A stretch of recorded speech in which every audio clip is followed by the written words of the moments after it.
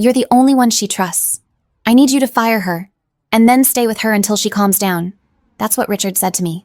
CEO, partner, friend. If those words still meant anything. His voice didn't waver. His eyes didn't blink. He just slid the folder across the desk and nodded like it was an item on the catering list. It'll land better coming from you. I didn't ask why. Not then. Her name was Natalie. Mid-level strategy analyst, smart, overprepared, quiet, but not afraid to speak when it counted.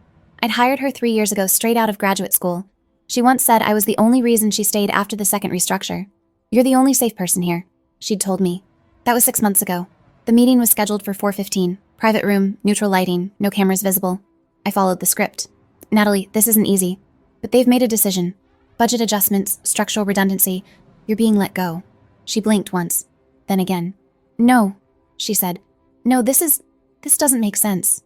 I offered her water. She didn't take it. She cried for 7 minutes. I stayed, just like I was told. She stood to leave, paused, then stepped toward me. Not fast, just enough to close the distance. I don't know why this happened, she said, but thank you for being the one to say it. She hugged me, quick, tight, shaking. I didn't move. Then she stepped back and left. The door closed. Camera light in the corner blinked red. I hadn't noticed it before. The next week, I was called into HR. 2 people. Legal counsel present, folders already open. We've received reports of inappropriate boundary crossing, the woman from HR said, specifically involving emotional manipulation during terminations. I didn't say anything. We're not here to assign intent, legal added, but the perception has caused discomfort among staff. You're being released from your role effective immediately. I asked one question. Did Richard approve this? The room fell quiet. Then she smiled. It came from his office, yes. No box, no escort. Just a white envelope, severance packet, exit signature. Voluntary separation checked, no NDA. They didn't trust me enough for that. Or maybe they trusted I wouldn't speak. I left through the west stairwell. No one saw me. That's how they always do it. Cameras in the lobby blinked green. I didn't look at them. I passed the glass meeting room. It was empty, but the smell of her perfume was still there. Faint, clean. That night, I sat in my apartment with the lights off. Didn't drink, didn't text. I just opened my laptop and checked one folder. On access logs, Han, video feed archive, last modified, never. I clicked into week 42. Meeting room B, 4:15 p.m. There it was. No sound, just her crying. And me, not moving, not touching her.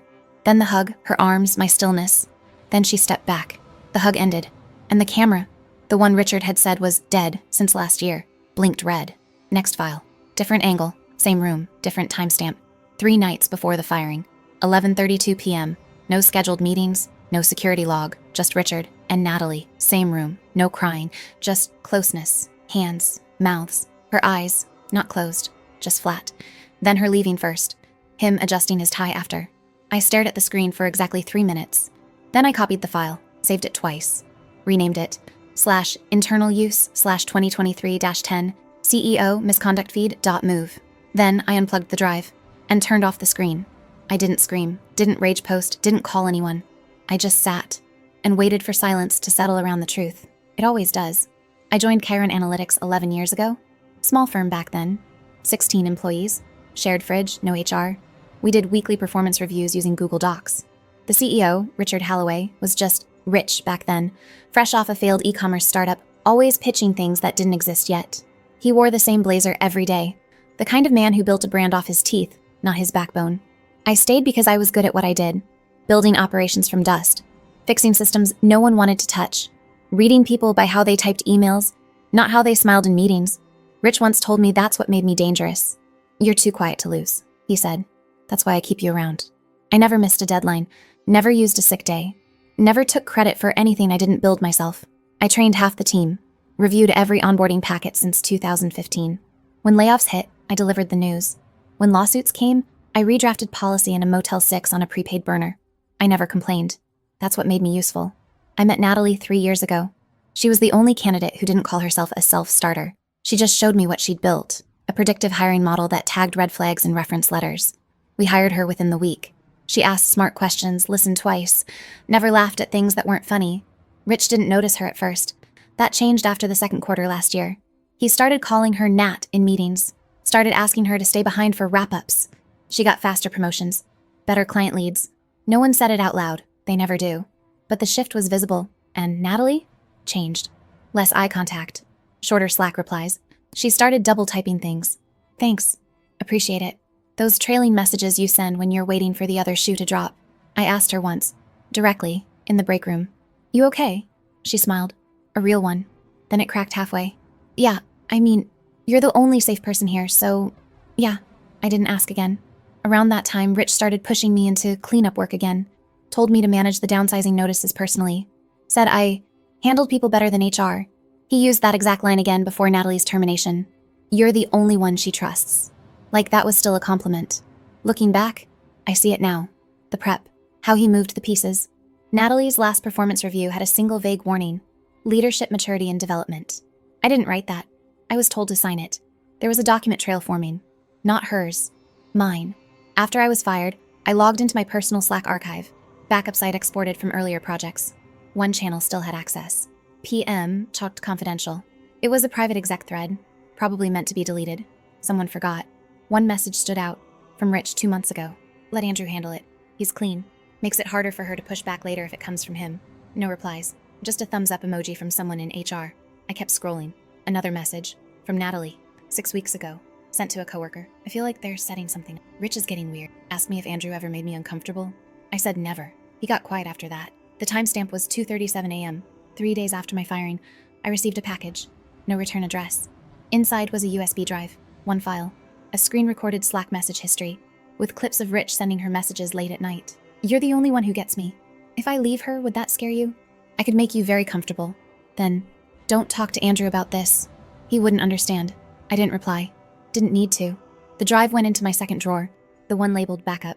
Years ago, at a holiday party, Catherine, Richard's wife, sat beside me when he disappeared with a client upstairs. She was holding an untouched glass of champagne. You're the only decent one here, she said. I thought she was joking. She wasn't. 11 years. And I didn't see it coming until the door was already closed behind me. Maybe I did see it. Maybe I just thought I was too useful to burn. I was wrong. But he was too. He thought using me was safe, that I'd vanish like the others. But the difference between a quiet man and a passive one? The quiet one sees everything and files it. The building had 7 camera feeds. 6 were on the public maintenance server. The 7th, meeting room B, ran to an encrypted archive, 1 floor below legal. Rich thought it was disabled. It wasn't. I still had the remote login credentials. An old request from a compliance audit in 2020, when a former intern accused a VP of inappropriate conduct during an off-site. Rich asked me to handle it. I did. Now, I handled this. I pulled the video logs. Week 42, meeting room B, timestamp. 3 days before Natalie's termination, 11:32 p.m. No one was supposed to be there. No badge entries were logged. But the footage played. Richard, Natalie, no sound, no edit. He leaned against the table. She stood still. He closed the distance. Put a hand on her shoulder, then lower. She stepped back. He moved forward. She said something, mouth small, face flat. He laughed. Her hand rose. Not to hit, to block. He pulled away, straightened his shirt, then turned off the lights. I watched it once, then again, then found another file. 3 nights before that. Same room, same hour, same pattern. Only that time, she didn't step away. I saved both, named them cleanly, 2023-10_CEO boundary.mp4, 2023-10_CEO contact earlier.mp4. Then I opened the HR complaint system, not as me, as someone else. Name, Catherine Halloway. Email, k.h.foundation.secure@gmail.com. Subject, urgent ethical concern. Archived footage, I attached stills. Included timestamps. 1 sentence in the body. Consider who had access. Then ask who cleaned it up. I scheduled it. Delay send, 6 days. That was step 1. Step 2, external review. I purchased a throwaway domain, kreview.com. I uploaded a zip folder with the 2 files, anonymized, renamed as internal use, July 2023.zip. Password, no contact policy. Then I sent it to 2 addresses. First, to a freelance ethics journalist I'd worked with during a prior compliance case. Second, to an employee inbox I still remembered. Someone who'd once been harassed, then paid off. No message, just the link. Step 3, the wife. I printed stills. Not graphic, just enough. One of him entering the room at 11:32. Another of him standing too close. One more, timestamped 2 weeks before, where his hand was on her hip. I mailed them in a plain envelope to Catherine's business address. No return, no note, just the images. Then I deleted everything, except the drive. The drive stayed in the same drawer where I kept my original onboarding letter. Folded, sealed, archived. That night, I sat in the dark again. Same room, same chair. Different kind of silence. This one wasn't empty. It was waiting. The next morning, the news cycle led with layoffs at a tech firm overseas. And second headline, prominent strategy CEO accused of misusing authority over internal termination. No names, no quotes, just a teaser. The article had one sentence in bold. Whistleblower source provided security footage showing non-consensual workplace contact. That was enough. I logged out of every account, unplugged the drive, closed the drawer, and went for a walk. The email hit HR at 8:31 a.m. on a Monday. Subject, Archived Room B, 2023 footage review, no body text, just attachments. A folder labeled Policy Deviation Video Evidence. Timestamps, stills, footage. One showed Richard entering the room after hours. Another showed Natalie stepping back. The third, his hand on her lower back, her spine rigid. HR froze. That's what Alicia told me later, the junior coordinator I once trained. She wasn't supposed to know, but she did. They locked the room within 30 minutes. Legal was called. Then PR. By noon, the Slack feed was scrubbed. 4 internal channels deleted. Mentions of #Natalie-incident vanished. At 12:42 p.m., an all-staff email was sent. As part of our continued commitment to ethical compliance and employee safety, we've initiated a third-party review of executive conduct and policy adherence. Please refer any inquiries to HR, no names, no context. But everyone knew. The footage made its way to the board by 4 p.m. It didn't come from HR. It came from a Gmail account labeled external.whistle.verify@gmail.com. Attached was a folder titled Failover Evidence 0423 final.zip. Inside, the same 2 clips, the same stills, plus a new file, a metadata trace showing someone had tried to delete the archive logs the day after I was fired. That someone? A user account with initials RH. By Tuesday, the wife moved. Catherine Halloway updated her LinkedIn banner. New photo, no ring. Title, Former Executive Partner, Halloway Foundation. Then she posted once. A mirror shatters the same way a truth does. Silently, and in every direction. No tags, no follow-up, just that. At 9:13 a.m. Wednesday, Alicia forwarded me a Slack screenshot. Richard.h. Need Natalie's official response ASAP. Anything legal binding yet? Legal team. She's retained counsel, refusing contact, response pending. Richard.h. She won't go public. She wouldn't do that. No one replied. By Thursday, the journalist picked it up. Headline on a small investigative blog. Whistleblower footage reveals executive misconduct at Chiron Analytics 1 embedded frame. Richard's hand, Natalie's silence. Pixelated, but clear enough. Clients began asking questions. A financial partner postponed a review. A health data vendor suspended their agreement. The board called for an emergency ethics committee session. Closed door, no observers. Richard made a statement on Friday. We are aware of a malicious leak intended to damage reputations and sow misinformation. These incidents are being investigated internally. We reject any claims of coercion, misconduct, or boundary crossing. Chiron remains committed to workplace integrity. The statement trended, but not the way he wanted. Top comment. Workplace integrity doesn't happen in the dark, Richard. Natalie never went public, but she did sign one document, a notarized complaint. Backdated screenshots attached. One line circled. Don't tell Andrew. He doesn't understand power. That document didn't leak. It was submitted to the board's legal team and to Catherine's divorce attorney. I never spoke. I never commented. I never logged in again. The last thing I did was check a timestamp on the PR team's internal asset drive. They had re-uploaded Richard's CEO profile picture 5 times in 2 days, trying different filters, different facial angles, different lighting. None of it made him look like less of a liar. They removed the image entirely by Monday, replaced it with a placeholder silhouette. Executive role under review. I took a screenshot. Didn't save it. Just looked at it once, then walked away. Richard was removed on a Thursday, not fired, stepping back to support the transition into new ethical oversight frameworks. The announcement hit internal inboxes at 10:12 a.m. Subject line, leadership update, no signature, no farewell photo. Just 5 sentences and a contact email for investor inquiries. Elisha forwarded the internal memo. No one replied to it. One person added a hi emoji. It was removed within the hour. The official press release landed at 1:06 p.m. Due to a violation of ethical boundaries involving undisclosed relationships and misuse of security systems, Mr. Richard Halloway has voluntarily resigned from his role as CEO of Chiron Analytics, effective immediately voluntarily. The most expensive lie in the document. Catherine filed for divorce the same morning. The Journal got the exclusive. Front page, business section. Halloway marriage ends amid misconduct scandal. Foundation under restructuring. Her legal counsel submitted a 58-page document. Page 37 included security footage metadata. The last page named Natalie as a corroborated participant in verified misconduct claims. No interviews, no TV appearances, just silence, the kind that bruises deeper than noise. Natalie's attorney released a single line. We are cooperating fully with legal and compliance channels. Ms. Carter declines to engage with media at this time. But I heard what mattered. She received a private settlement and didn't sign an NDA. That same week, 3 clients walked. One was a government contractor. The other 2 were multinational pharmaceuticals. Combined, they made up 38% of Chiron's Q1 forecast. They weren't coming back.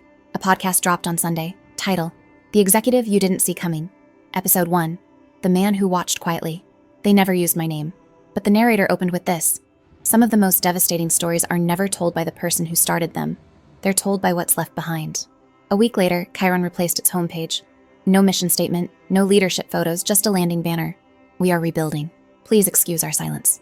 Richard was spotted in Madrid. New suit, new haircut. Still lying. He listed himself as an independent brand consultant, with a focus on culture correction. He had 47 followers. Catherine launched a new foundation, one built around corporate trauma recovery. Her first public donation? $500,000 to a workplace harassment fund, in someone else's name.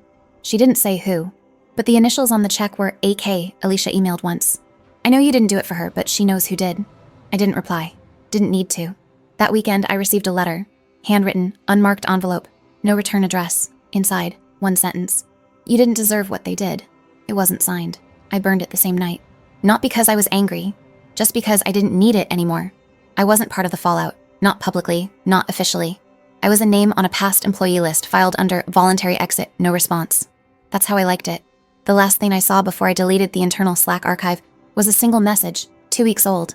Do you think Andrew leaked it? Number, he's not the type. Exactly. They were right. I'm not. It's been 7 months. Chiron still exists. Different logo. New core values listed on the site. The word integrity appears 6 times. Their new CEO was hired from a nonprofit watchdog group. First order of business: remove legacy board members and restructure HR. Second, shutter meeting room B. It no longer exists. They converted it into a meditation space. I haven't spoken to anyone from the company. Alicia sent one message weeks ago. Just a link to an archived version of the old website. It showed Richard's bio, still live, driven by vision, grounded in ethics. She didn't say anything. Didn't need to. I archived the page, then deleted the message. Catherine never responded to the envelope I sent her. I didn't expect her to. She's speaking at events now. Her new foundation is already partnered with 4 global initiatives. They named a grant after her grandmother, and a mentorship program for professionals caught in institutional erosion. That's what they call it now. Erosion. Natalie took a job at a think tank overseas. Quiet firm, no press. She hasn't posted in months, but someone sent me a podcast she was featured on, under an alias. Voice modulated. Still unmistakable. There's a kind of betrayal you don't heal from, but there's also a kind of silence that saves you. I only listened once, then turned it off. I work remote now. No company, no brand. Just quiet freelance projects for clients who don't ask about gaps on a resume. Most pay late. Some don't pay at all. I don't care. It's clean. I live in a town with no streetlights. You hear everything here. Birds, wind, gravel under tired tires. Noise that means nothing. I like that. There's a drawer in my desk.